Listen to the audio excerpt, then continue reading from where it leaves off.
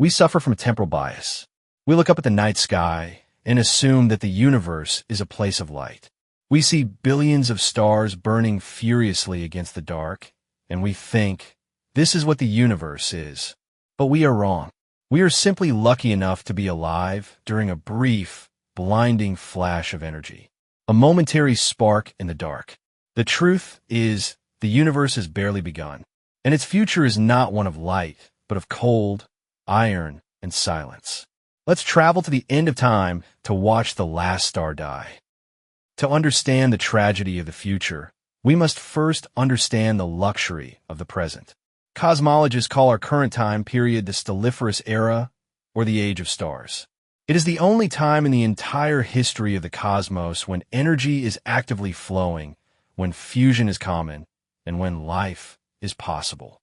We look at the Milky Way and assume that this abundance of energy is the natural state of things. We assume that the universe is designed to produce light, heat, and complexity. But this perspective is an illusion created by our short lifespans. The universe is not a factory designed to create stars. It is a closed system with a finite fuel tank. Every star you see in the sky is an engine that is aggressively burning through a limited supply of hydrogen gas. Once that gas is fused into helium and heavier elements, it is gone forever. The universe does not refill the tank. We are currently burning through our resources at a gluttonous rate, acting like guests at a party who think the open bar will stay open forever. The reality is that the party is already winding down, and the most exciting part happened before we even arrived. The peak of star formation occurred billions of years ago, long before the sun was born. The universe is currently producing stars at a fraction of the rate it used to, and that rate is dropping with every passing eon. We are living in the autumn of the cosmos. The leaves are turning, the air is getting colder, and the days are getting shorter. We just haven't noticed the chill yet because we are standing next to a bonfire. As the eons pass, the massive, bright blue stars that define our night sky will be the first to vanish. They're the rock stars of the galaxy, burning hot and dying young, often exploding in violent supernovae after only a few million years. Once they are gone, the universe will become a dimmer, redder place. The only survivors will be the red dwarfs. These are tiny stars, often with only a fraction of the mass of our sun, and they are incredibly efficient at hoarding their fuel. Because they burn so slowly, red dwarfs can live for trillions of years. While the rest of the universe goes dark, these small embers will continue to glow, providing the last habitable zones for any civilizations that still exist. Imagine a future where the night sky is almost entirely black, devoid of the constellations we know today. In this era, intelligent life will huddle around these dying coals, terrified of the cold dark that presses in from all sides. They will look at their history books and read legends about a time when the sky was paved with brilliant white diamonds. But even the red dwarfs are not immortal. They are simply delaying the inevitable. As we move deeper into the timeline, reaching 100 trillion years from now, the supply of hydrogen gas in the universe will finally be exhausted. No new stars will be born. The nurseries of the galaxy, the great nebulas that birth solar systems, will dissipate into thin wisps of nothingness. The engine of the cosmos will finally run out of gas, and the era of creation will come to a permanent halt. This leads us to the final, lonely death of the very last star. It will likely be a small, unassuming red dwarf, floating in a void that has already been dark for eons. It will exhaust the last of its hydrogen, flicker once, and then fade into a white dwarf. At that moment, the concept of daytime will vanish from the universe forever. There will be no more sunrises. There will be no more heat to warm a planet's surface. There will only be the background radiation and the crushing cold of absolute zero. The Stelliferous Era will be over, having occupied only a tiny fraction of the universe's total lifespan. If you were to map the entire history of time onto a 24-hour clock, the age of stars would last for less than a millisecond. We are living in that single, bright flash. We are the anomaly. The natural state of the universe is not light. The natural state is darkness. And once the light goes out, it never comes back on. When the last star dies, the universe does not end, but it changes fundamentally. It transitions from a place of activity and life into a graveyard of cold metal and frozen gas. The party is over, the guests have left, and the lights have been turned off. But the building is still standing. What remains are the corpses of the stars: white dwarfs, neutron stars, and black holes. These are the degenerate remnants of a glorious past, drifting through the dark like tombstones. We are now entering the Degenerate Era. It is a time of zombies, where the only energy comes from the cooling remains of the dead. But even these corpses are not eternal. In the deep, deep future, even the atoms themselves will begin to fall apart. The very matter that makes up your body, the chair you are sitting on, and the ground beneath your feet is destined to dissolve. To understand this final dissolution, we have to look at the decay of the proton. Welcome to the Degenerate Era. The name sounds harsh, but it is scientifically accurate. We have moved from an era of fusion and creation to an era of cooling and decay. The universe is no longer a factory that turns hydrogen into light. It is a museum filled with the glowing corpses of the past. The brilliant main sequence stars are gone, having exhausted their fuel and vanished into the dark. What remains are the leftovers, the dense, compact remnants that are too stubborn to fade away completely. The primary inhabitants of this new cosmos are white dwarfs. These are the exposed cores of dead stars, objects roughly the size of Earth, but containing the mass of a sun. They are incredibly hot, shining with a ghostly white light, but they are not generating any new energy. They're simply radiating the heat they trapped billions of years ago, like a stone taken out of fire. They will be the streetlights of the future, casting long, faint shadows across a galaxy that has largely gone to sleep. Alongside them are the neutron stars, the violent remains of ancient supernovae. These are city-sized balls of neutrons, spinning at impossible speeds and possessing magnetic fields that could rip the iron out of your blood from thousands of miles away. And then there are the brown dwarfs, the failed stars that never had enough mass to ignite fusion. In the Stelliferous Era, they were the losers of the galactic lottery. But here, in the dark, their failure is their salvation. Because they never burn bright, they have not burned out. It is difficult to convey the sheer length of this era. The age of starlight, the time we are living in now, will be looked back upon as a momentary flash, a single frame in a movie that lasts for hours. The Degenerate Era will not last for billions of years, but for quintillions. It is a stretch of time so vast that if you wrote the number of years on a piece of paper, the zeros would fill a library. For eon after eon, the universe will look exactly the same, a vast, cold void punctuated by the dim light of dying embers. If any intelligent life manages to survive into this era, their existence will be defined by scarcity. They will be nomads and scavengers, huddled around the white dwarfs to capture every stray photon of heat. They will likely build Dyson spheres, not to power vast empires, but simply to keep their servers running and their bodies warm. They will look at the archives of the past and see images of the sun, a ball of infinite energy that wasted its light on empty space, and they will weep at the inefficiency of it all. To them, the universe of the past will seem like a fantasy, a time of impossible excess that can never be repeated. But even in this quiet winter, there will be moments of violence. Occasionally, in the drift of the dark, two white dwarfs will spiral toward each other. Their gravity will lock them in a death spiral, drawing them closer until they collide and merge. If their combined mass is high enough, they will trigger a type Ia supernova. For a few weeks, a sector of the dead galaxy will be illuminated by a blinding flash of thermonuclear fire. These zombie stars will be the only new light the universe sees.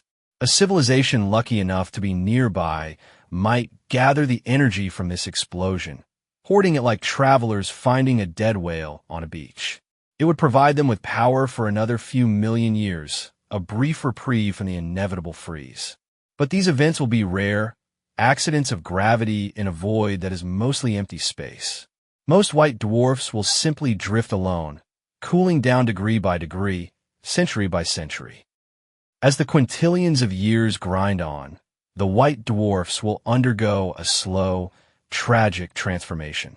As they lose their heat, their light will shift from white to yellow, then to red, and finally to a deep, invisible infrared. They will cease to be stars in any meaningful sense and will become black dwarfs. A black dwarf is a theoretical object. The universe is currently too young for any to exist. But in the future, they will be the most common objects in existence. Imagine a ball of degenerate matter, a crystal of carbon and oxygen the size of the Earth, floating in absolute darkness. It is cold, dense, and completely invisible to the naked eye. It is the final tombstone of a solar system. Once the last white dwarf fades into this state, the universe will become truly blind. There will be no light to see by, no heat to work with, and no energy to sustain thought. The Degenerate Era will end not with a bang, but with a final, silent flicker. At this point, the universe is a graveyard of frozen iron and black rocks. It seems like a stable, eternal state. You might think that this is the end of the story, that these cold spheres will simply drift through the void forever. But the laws of physics are cruel, and they have one final insult left to inflict. It turns out that stability is an illusion. The matter that makes up these black dwarfs is not immortal. The protons and neutrons that bind the physical world together are not as solid as we think they are. In the deep, deep future, the very stones will begin to bleed away. The atoms themselves are not safe. We are about to enter the era of dissolution, where the universe begins to erase the evidence that anything ever existed at all. We cling to the idea that diamonds are forever. We build our understanding of reality on the assumption that the ground beneath our feet is solid and that the atoms making up our bodies are the eternal building blocks of the universe. We accept that living things die and that stars burn out, but we believe that the stage itself remains.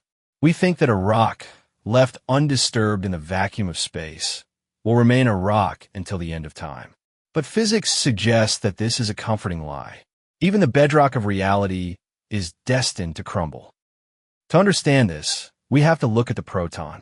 This is the subatomic particle that gives matter its mass and its structure. For all of human science, we have treated the proton as a stable object, a fundamental unit that cannot be broken. But many grand unified theories of particle physics predict that the proton is not actually stable. It is simply metastable. It has a shelf life, just like a radioactive isotope, but that shelf life is incredibly long. The estimated half-life of a proton is roughly 10 to the power of 34 years. This is a number so large that it makes the current age of the universe look like a rounding error. It is a span of time that the human brain cannot comprehend, but the universe has nothing but time. As we move out of the Degenerate Era and into the deep future, we cross a threshold where this timer finally hits zero. The stability of matter gives way to the entropy of the void. Imagine a mountain standing tall against the sky. Over millions of years, the wind and the rain were the stone down, turning the peaks into boulders, the boulders into pebbles, and the pebbles into sand. We understand this process. It is the cycle of erosion. But now, imagine that the sand grains themselves simply vanish. Imagine that the silicon and oxygen atoms that make up the sand lose their cohesion and dissolve into a puff of light. This is the horror of proton decay. In this era, the black dwarfs, those frozen, crystallized remains of stars, begin to die a second death. They do not explode, and they do not collapse. Instead, they begin to evaporate from the inside out. As each proton within the iron core decays, it releases a tiny burst of energy, usually in the form of a positron and a neutral pion. This process generates a faint, ghostly heat. The cold, dead rocks that have been drifting in the dark for quintillions of years will suddenly begin to glow again, not with the fire of fusion, but with the fever of their own dissolution. This is not a violent event, but a slow, agonizing fade. A black dwarf the size of the Earth will take eons to disappear, shedding its mass particle by particle. It is a quiet erasure. If you were standing on the surface of one of these worlds, you would not feel an earthquake. You would simply look at your own hand and watch as the skin, the bone, and the blood slowly turned into gamma radiation.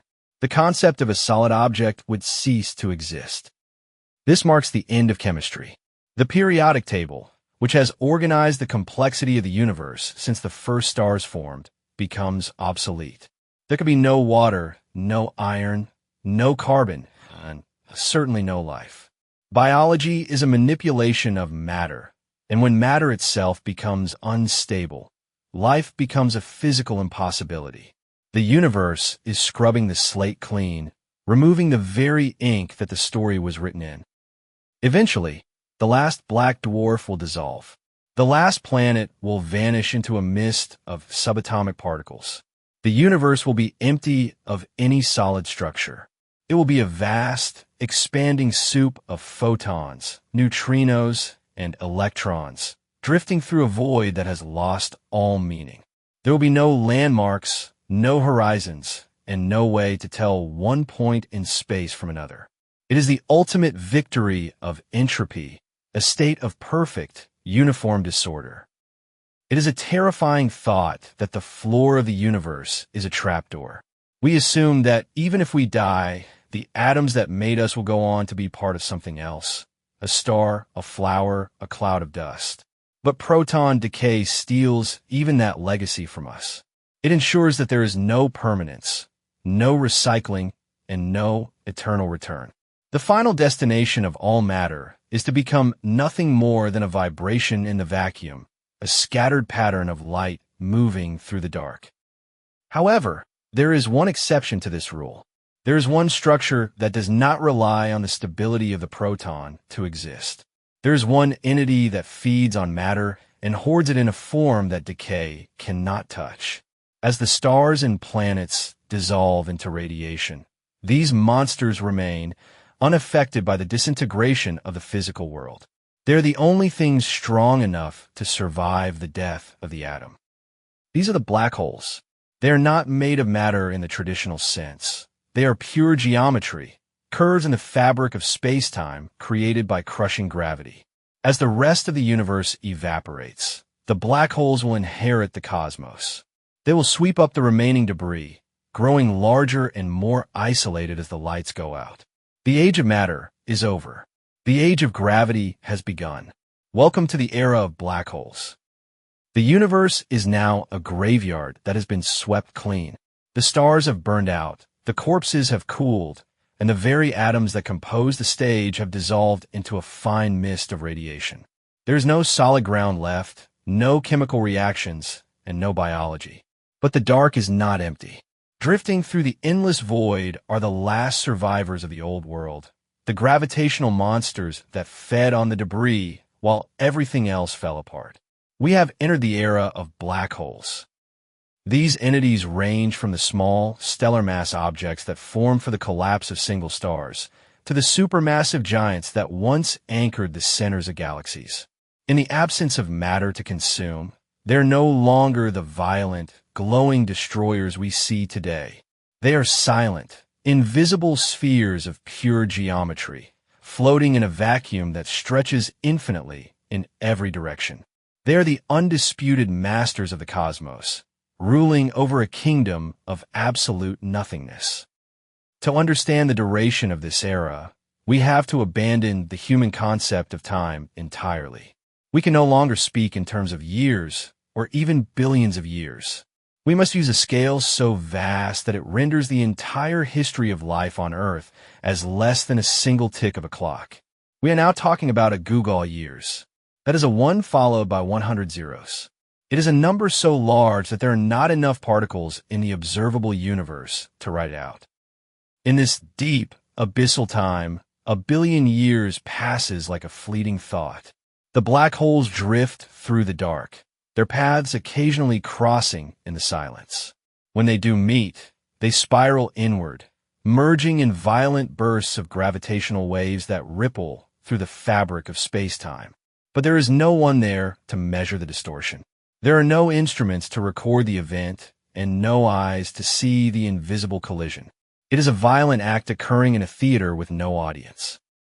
For eons, it will seem as though this is the final state of existence.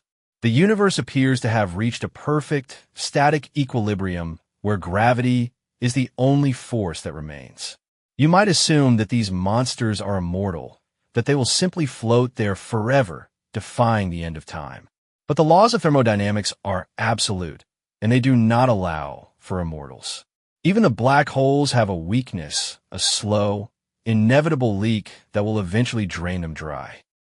This mechanism is known as Hawking radiation. Quantum mechanics dictates that the vacuum of space is not truly empty.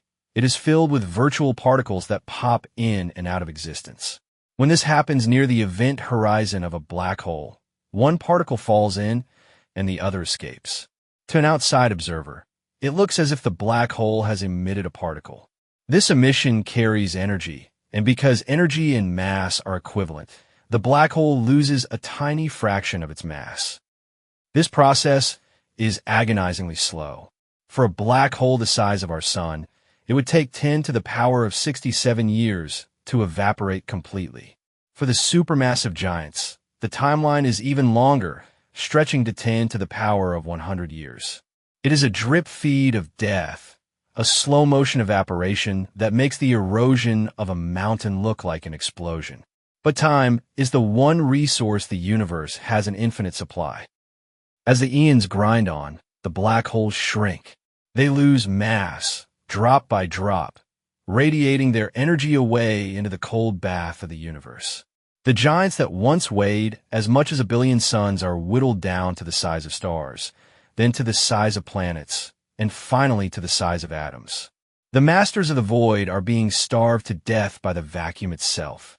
The era of gravity is slowly giving way to the era of entropy. But the death of a black hole is not a quiet affair. As they shrink, they get hotter. The rate of Hawking radiation increases exponentially as the mass decreases. In its final moments, a black hole does not simply fade away into the dark. It becomes unstable. It begins to radiate energy at a furious pace, turning from a cold, invisible object into a blinding beacon of high-energy gamma rays. In the final fraction of a second of its life, a black hole explodes with the force of 1 billion nuclear bombs. It releases all its remaining energy in a single, violent flash, illuminating the dark one last time. Across the vast distances of the cosmos, these explosions will occur sporadically, like fireflies dying in a winter forest. One by one, the last structures in existence will detonate and vanish, returning their energy to the background. Finally, we will reach the moment of the very last explosion. The largest, oldest supermassive black hole, having outlived all its peers, will reach the end of its evaporation cycle. It will flare up, casting a harsh, brilliant light across a universe that has been dark for a gaggle years. It will scream its existence into the void, a final protest against the dying of the light. And then, in an instant, it will be gone. When that last flash fades, the universe will never be bright again. The story of structure is over. There are no more stars, no more planets, no more atoms, and no more black holes. The complex architecture of reality has been dismantled piece by piece. The story of entropy has won. We are now left with the final, permanent state of the cosmos. The echo of the final explosion travels outward into the void, a sphere of high-energy light racing against the expansion of space. But this light will never illuminate anything. There are no eyes to see it, no planets to reflect it, and no gas clouds to absorb it. The photons simply travel in straight lines through a vacuum that is growing larger by the second. As the universe expands, these waves of light are stretched and pulled, their energy drained away by the stretching of space itself. They shift from gamma rays to X-rays, then to visible light, and finally into long, weak radio waves. Eventually, the energy of these particles becomes so low that they are virtually indistinguishable from nothingness. The universe is now a vast, dilute soup of photons, neutrinos, and electrons, separated by distances so immense that they will never interact again. A single electron might travel for 1 trillion years without ever coming within a light year of another particle. The concept of proximity has been erased. The cosmos has become a place of absolute, crushing isolation, where every individual particle is destined to drift alone forever. As the energy spreads out, the temperature of the universe begins its final descent. For eons, there were hot spots, stars, accretion disks colliding black holes that provided warmth against the cold. But now, the heat is distributed perfectly evenly across the infinite dark. The thermometer drops closer and closer to absolute zero, the theoretical point where all motion stops. The universe freezes into a state of permanent rigor mortis. It is a stillness so profound that it makes the silence of the Stelliferous Era seem loud by comparison. Imagine an ocean that stretches out for eternity in every direction. For a brief moment at the beginning of time, there were storms, waves, and currents. There was movement and chaos. But now, the water is perfectly flat. There's not a single ripple on the surface, not a breath of wind, and not a tremor in the deep. It is a dark mirror of perfect stagnation. This is the state of the cosmos in the Dark Era. It is a system that has settled into its final, lowest energy state, and there is nothing left to disturb the water. This state is what physicists call heat death. It is a misleading name because it does not imply a fiery inferno, but rather the death of heat. In thermodynamics, work can only be done when there is a difference in temperature. A steam engine works because the fire is hot and the water is cool. Life exists because the sun is hot and the sky is cold. Intelligence relies on the flow of energy from a high state to a low state. But now, everything is the same. When the temperature is uniform across the entire universe, no energy can flow. No work can be done. No thought can be formed. The engine of reality has not just run out of fuel. It has seized up entirely. Entropy, the measure of disorder, has reached its maximum possible value.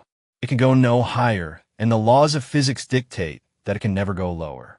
The arrow of time, which has always pointed forward toward higher entropy, suddenly loses its direction.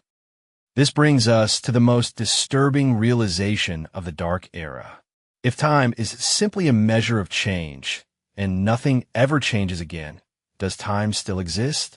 If a clock ticks in a void where there is no one to hear it, and the hands never move, has a second actually passed? In this final state, the concept of before and after becomes meaningless. The universe enters a state of timeless suspension. It is a frozen frame at the end of a movie, displayed on the screen forever. The universe does not end with a bang, nor does it end with a dramatic crunch. It ends with a whimper that stretches out for eternity. The Dark Era is not a phase that will pass. It is the permanent, final condition of existence. The stars, the planets, and the civilizations we know were just a momentary fluctuation, a brief disturbance in the equilibrium. The universe spends a fraction of a second being alive and an eternity being dead. To grasp the scale of this darkness, you have to realize that the Stelliferous Era, the time of light and life, is not even a rounding error in the total lifespan of the cosmos. If you were to represent the entire timeline of the universe as a line stretching from New York to London, the era of stars would be thinner than a single atom. The rest of the line, the thousands of miles of ocean, is just the dark. We are the exception. We are the glitch in the system. It is easy to look at this timeline and feel a sense of nihilism. It seems to render everything we do pointless.